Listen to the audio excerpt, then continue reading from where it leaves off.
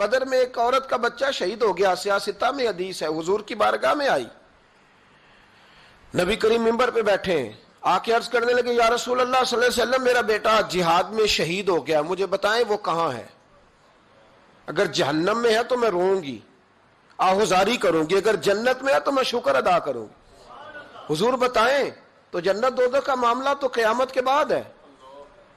یہ تو دور کی بات ہے۔ مدینے میں بیٹھ کر، مسجد نبی میں بیٹھ کر بی بی نے سوال کر دیا، حضور نے نہیں فرمایا کہ بی بی یہ تو قیامت میں پتہ چلے گا نا،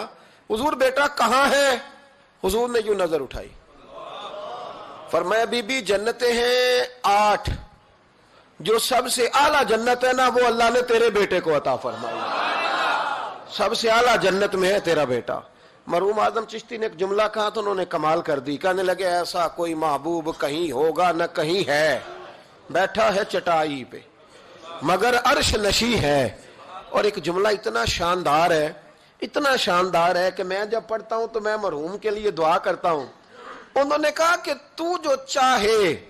تو ہر شب ہو مثال شب اسرا، محبوب اگر آپ چاہیں تو روز معراج ہو، تو جو چاہے تو ہر شب ہو مثال شب اسرا، اس لیے کہ تیرے لیے 2-4 قدم عرش بری ہے، تیرے لیے 2-4 قدم،